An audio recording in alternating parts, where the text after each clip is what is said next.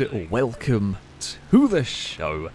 Today, well, I'm going to be taking a look at Project Motor Racing, and I have to say, I and ahed and couldn't decide quite how I wanted to make this video, quite what format I wanted this video to take, and I've settled on doing something a little bit different, because over the course of playing this game, one particular thought struck me, and one particular thought that is unavoidable. And as much as I know what the title of the video is going to be, this isn't just a complete and utter dump on and rip apart this game, but the overarching thought, the overarching feeling of this one is a simple question. Why would I play this game? And this is a question that Project Motor Racing can't answer, and that is its biggest flaw. Far and away its biggest flaw. Now, I'm going to start with the physics of this one. Now, look, I'm not an actual racing driver. I have not driven high-end race cars on a racetrack, alright? I don't know how exactly realistic some of the driving is. Is the physics of this game, I've played it both on a controller or on a wheel, is the physics of this game usable? Sure. Yes, it's drivable, it's fun enough, it's more fun on a wheel than it is on a controller. Is it usable? Just about. Is it spectacular? No. Is it trying to be? I think it is trying to be as realistic as it can be, and it forgets that it's supposed to be a game and supposed to be, well, fun and everything, which is one problem. But let's go along the lines. Let's forget that for a minute. Let's go along the lines of this game is trying to be ultra realistic. It's trying to be a sim racer, all of that sort of stuff. Let's say it is trying to do that. Let's say the physics are even very good. They're not, but let's live in a world where they are. Well, if you're doing that, you're going to need a steering wheel, you're going to need a sim rig to really get the most out of it, or maybe not an actual sim rig, but you're going to need the equipment to get the absolute most out of this game. Well, okay, first of all, alienates a large portion of the game by the public. Stuff's expensive, not everyone can afford it or has the space for it. Okay, sure, but there is still a market. There is still a market for sim racing stuff. Of course there is. That's not a bad thing whatsoever. So yeah, you're targeting a small audience, but they are very, very invested. So, immediately, problem number one is you're going to compete with iRacing. Now, is this physics as good as iRacing? Everyone might have their preference, but no, of course it isn't. And the other problem you've got, well, okay, you're competing against iRacing, well, you're competing not just against the physics engine.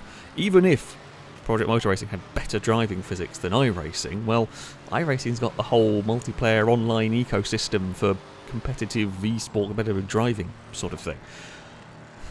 Okay, if in a world where Project Motor Racing had the best driving physics of any game, you'd probably get some sort of following and you'd be able to get some, I say, competitiveness out of the online, but the fact is it doesn't.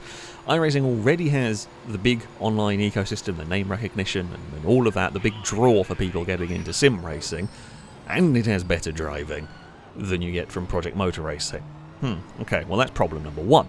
If I'm going to be sitting and spending my time and want to do some online competitive racing, well, I'm not going to go to Project Motor Racing, am I?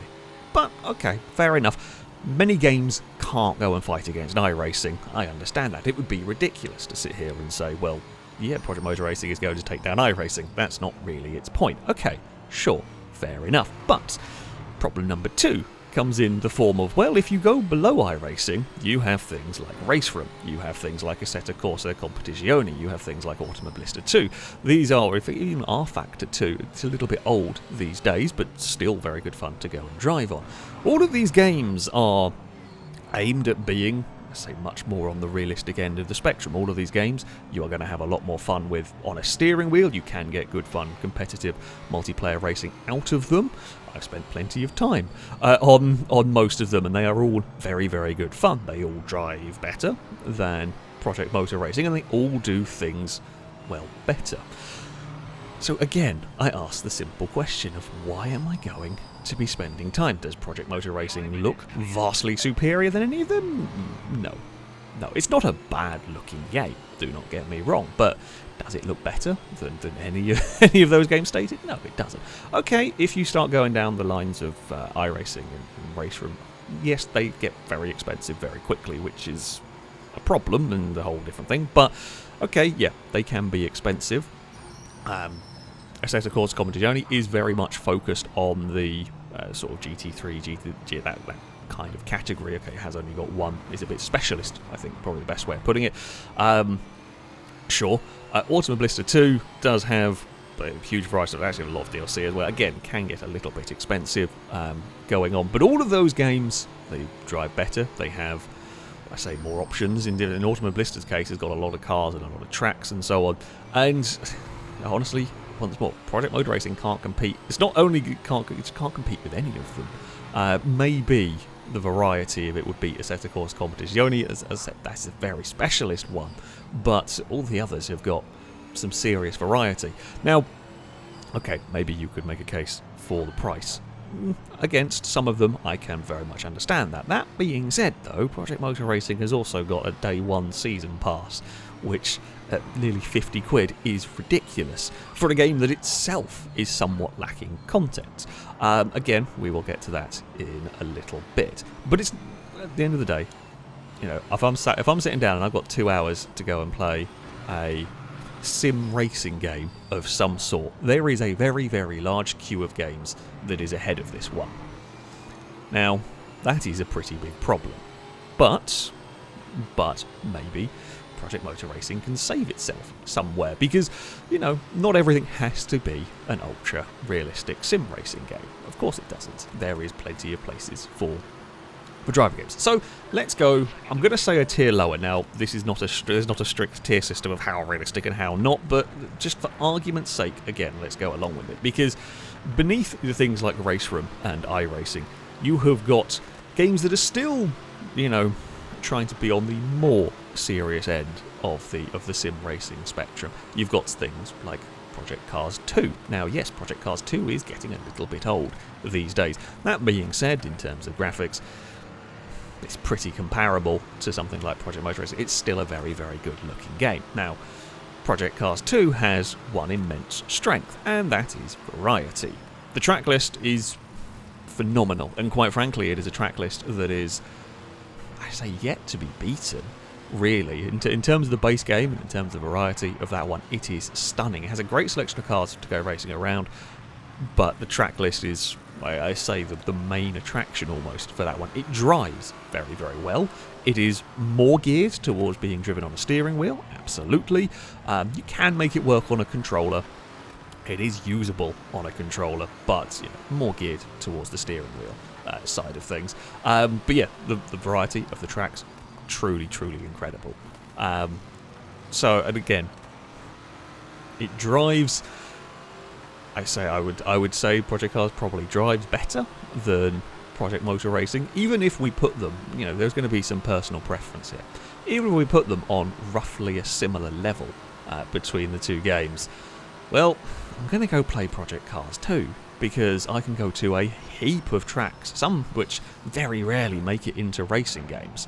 Now, does Project Motor Racing have a good track list? It's okay. It's passable. It's not the biggest track list ever. There are some fun circuits in there. I've just forgotten the name of the Canadian track that Lombo was very excited about having in it. There are a couple of tracks that are different that you don't see very often, and that's great and everything. But it's nothing special. Nothing particularly stands out in the track list. And the problem is the same with the car list. Because, okay, look, I'll be straight with you. I'm not that fussed about the hypercars. Look, they're cool. It's fun watching them race. It's a cool class. I actually like to see the variety going on. That's great. I don't really care about driving them. I've never been a fan of the ultra high downforce, all of that type of car. I am much more a fan of the sort of touring cars, Clio Cup cars, and that sort of stuff. That's more the sort of racing I find entertaining. However, this game does have cars that I'm interested in. I'm excited about things like the Lister Storm, for example. Very cool to see that one in the game. The Marcus, the Gillette, or whatever. I call it the Gillette Vertigo, and that's not what it's actually called. It's just my brain makes that up. And things like the Murcielago GT car, those sort of stuff, they are cool. They are a good, interesting addition to the game that I would want to go and drive. But then you hit into another problem, and that problem is called Assetto Corsa. Now, Assetto Corsa, the base game might not have. The base game is not bad. Okay, variety-wise, there's a decent selection of cars and a decent enough selection of tracks. It's not bad at all. However, Assetto Corsa has the modding support, doesn't it? Look, I've played a lot of Assetto Corsa in my time. Majority of my time with Assetto Corsa has been spent with mods. There is a huge amount of cars. There is a huge amount of tracks. Just about any car and track combination you could want, there is probably a mod for it. Yes, okay, there is varying qualities because it is, you know, a modded content. Naturally, that is going to happen. But in general, there is an awful lot out there. There is a huge amount of content out there for Assetto Corsa. Yeah, okay, again, it is a little bit of an older game. But visually speaking, I'd say it still holds up today. Project Motor Racing is no better in terms of visuals. You know, and Assetto Corsa has got very, very good driver physics. It's very good fun. Likewise, it can be driven on a controller. Much like I kind of put Assetto Corsa and Project Cars 2 together. While you know their driving is a little bit different, both of them are better on a wheel, usable on a controller. Not amazingly usable on a controller, but they definitely are usable. Project Cars base game has the tracks, has you know the cars, but mostly that huge variety of tracks is its massive selling point. Hell, I still go back to Project Cars 2 from time to time to have some fun because you can drive on so many tracks. Those of you might have seen, I recently did a top 10 real-life circuits video for a little bit of fun, and the majority of the footage I've recorded for that was from Project Cars 2 because Project Cars 2 had the tracks in it. I didn't even need to mod it. Assetto Corsa, you know, you've got almost unlimited amounts of cars and tracks and mods. It's fantastic for that. Both of those games are going to take my attention long before you go to play Project Motor Racing. It simply can't compete with them. So, okay, we're at a point where the real Sims it can't quite compete with. I'm going to say the semi-Sims, that's a bit disingenuous, but let's say the tier below in terms of Sims, it can't really compete with. And there are probably games I've forgotten about as well. That is an important one to mention.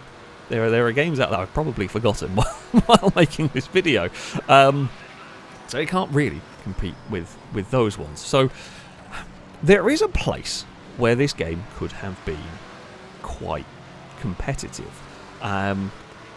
You see, ultimately, I say it is on consoles, which means it is going to largely be played with a controller. Yes, I know sim racing people are frothing at the mouth at the thought that a racing game can be played on a controller. But as I already said, this is not beating any of the games that are designed for a wheel. There is nothing in this one that stands above those that are designed proper sim racing stuff. It simply cannot compete with them in terms of variety, in terms of anything at the moment. So there could be a world where this one was successful if it made something realistic, something akin to, let's say, Project Cars 2, but made it really accessible and fun to drive on a controller. I know this sounds weird, but that would have been where this game could thrive. That would have been where I would have wanted this game to try and target. And then we run into problem number 3, is that it can't do that. Now, as I said, I have sat and I've played this on a controller, and I have played this on a wheel. And as I said, the physics are, I'm going to say, passable. Nothing about them massively stands out to me over any of the games I have mentioned. On a controller, it is drivable. What I have found in general, I mean, normally speaking with these sort of games, the slower the car, the better it is on a controller. Most of my experience with it has been driving up to the limit with a controller is fine, is okay, it works. It's the second it goes over the limit, which on a steering wheel you can kind of correct better. With a controller, you really can't, even with the slower cars on this one. You just, once they start getting out of shape, fighting it on a controller is very, very, very difficult, which I say kind of puts me off a little bit. It's one of those that with enough time I could probably get used to it. With enough time I could figure it out eventually, but it's still going to be frustrating. And that's the problem, is why am I going to bother spending my time on this one? Why am I going to bother doing that? Because Let's say I have an hour to kill and I want to go and just plug a controller into something and have a bit of fun racing. Okay, hey, we've all been in that place at some point, you know? Well, then it's going to be competing against things like Forza Motorsport. Now, I can make an entire video complaining about Forza Motorsport in different ways, and it would be very justified, and I haven't played it for quite a while. However, for all of the sins and for all the things Forza Motorsport does wrong, what it does get right is it's fantastic fun to drive on. The only reason I've stopped doing videos on Forza Motorsport is because no one bloody watches them, no one really cares about the game anymore. But some of the actual racing, some of the wheel-to-wheel stuff, some of the events we've done, has been some of the most fun we've had on a Forza Motorsport game, because the actual driving of the cars is brilliant. The, you know, close overtaking, the close battling is fantastically well done. It's not perfect, no. And as I said, a lot of Forza's flaws come from outside of the physical act of driving and the physical act of racing in that way. It's brilliant fun. And then you go on to PlayStation, you have Gran Turismo, which admittedly Gran Turismo is probably a little bit more on the sim side, but again, just go with it. Gran Turismo also works I mean, I've only really played it on a controller. The majority of my time spent with that one has been on a controller, and you can still be fast. It's a little bit, I'm not going to say janky because that's the wrong word, perhaps a little compromised. Either way, okay, it's not completely perfect on a controller. It probably would be more fun on a wheel, but it does work. It works much, much better than Project Motor Racing. Again, Gran Turismo does have its flaws, does have its problems. That is for sure. However, not only does it have, again, the same could be said with Forza, it has more variety going. It has more to offer than Project Motor Racing. You could argue Forza has more of the car customization, building your own race cars, eventually a bit better track list going on. And while Gran Turismo, I've never been a fan of the way it handled, or the recent ones that are really, their car customization, upgrades, all of that is a bit iffy. Does have much better online, does have a much better online ecosystem, for want of a better way of phrasing it. It has its flaws, but it's stronger in that aspect. Forza is stronger in the car building and customization aspect and all of that. They've both got their strengths, they've both got their weaknesses, and both of them are considerably better than Project Motor Racing. And that's its problem. It doesn't really know what it wants to be. It doesn't. I say it doesn't really know. I think it wants to try and be an Assetto Corsa and a Project Cars beater. I think it wants to be essentially a Project Cars 4. Is kind of where it's sitting and aiming at, but it's just not better in any particular area. It's not better in any area than a bunch of games that already exist. You know, as I mentioned, all of the games that I've talked about, all of the games that I've brought up as examples have their flaws, but they also have the things that they are very, very good at. iRacing's good with online. Assetto Corsa Competizione is also good with online. Automobilista's got a fantastic selection of cars, some wacky stuff like trucks and trophy trucks and tracks you've never heard of going on. Race Room, fantastic again, and all of those have got very, very good driving physics. Race Room also got really interesting selection of tracks. Okay, some of them are expensive and all that, but okay, you've got all of those. You've got Project Cars 2, crazy track list. Assetto Corsa, huge amount of modding potential. Again, and all of these drive as well, mostly better than Project Motor Racing. You've got the accessibility of Forza Motorsport and the customization and be able to build your own stuff. There is a list of games that can keep getting longer and longer, and Project Motor Racing just doesn't really tackle any of them. It doesn't really get close to any of them. It's not a completely awful game.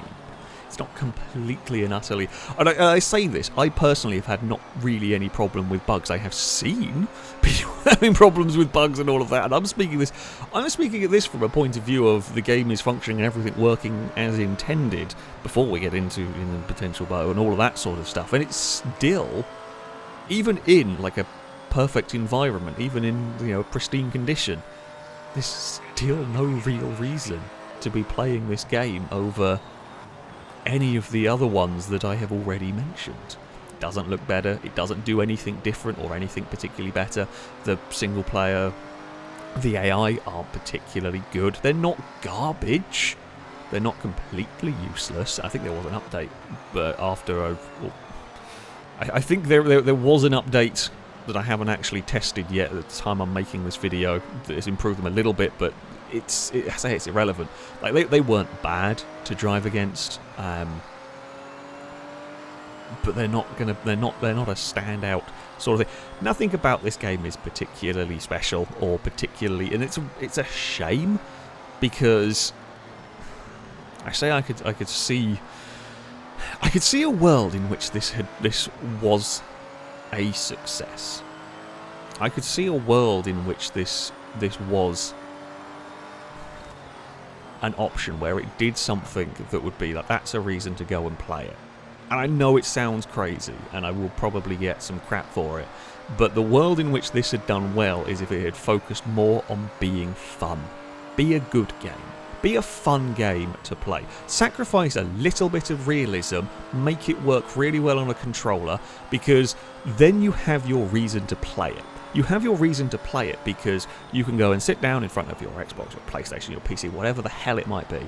Don't have to worry about getting a steering wheel, and you can play with some, fancy race cars, some good classes of race cars, and so on, that Forza Motorsport doesn't really tackle because it doesn't really have full classes of cars. And you could have found a niche. You could have found a niche for it where it would sit, and there wasn't really that competition. I mean, there would still be competition. You still have to fight with Gran Turismo and Forza, perhaps, but you could have found a niche with this one, and it just doesn't sit there. It's not good enough at that. Or you could have gone down the route of make the single-player career really interesting.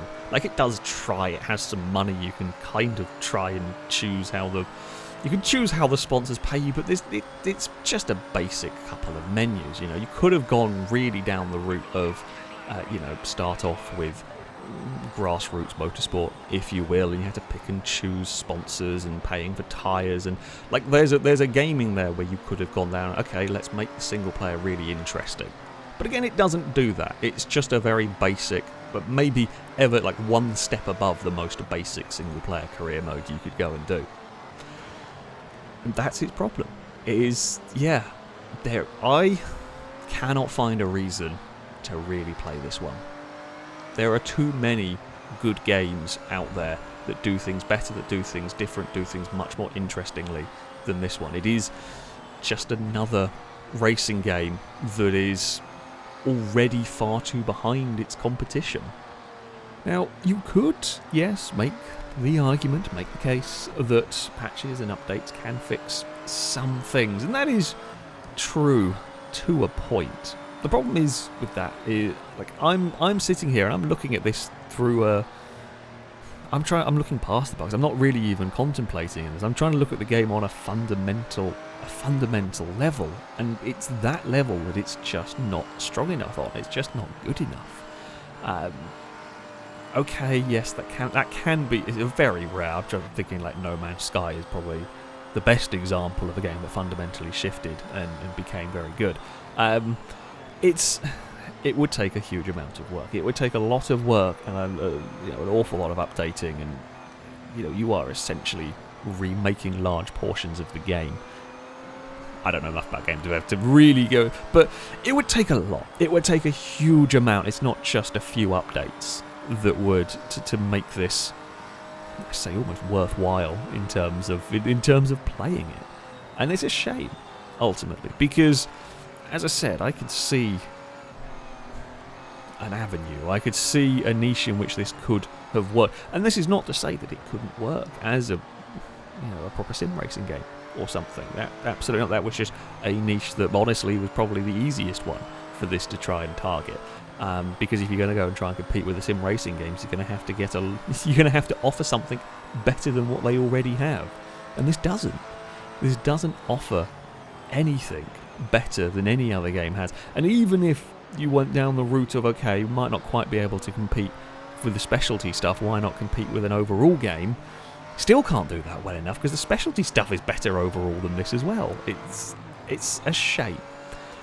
It is a big shame that it is how it is. Look, I love racing games. I love racing games. I love playing racing games, and I always hope for, you know, more good driving and racing games out there. And this, as I said, just misses the mark. It doesn't quite know what it wants to be. It tries to do a lot of things, and it doesn't do any of them well enough to beat anything that already exists, which is a shame. But there we go. That is my thoughts on this one. I look forward to reading the comments. I am largely joking on this one. Look, everyone's going to have different opinions on this one, and that is fine. You may well disagree with me on this. You may well think the game is complete garbage. At the end of the day, it's not the worst game I've ever played. It's not completely and utterly terrible. But yeah, that is my thoughts. That is my thoughts on this one. And that is going to be it from me. Thank you all very much for watching. And until next time, a goodbye.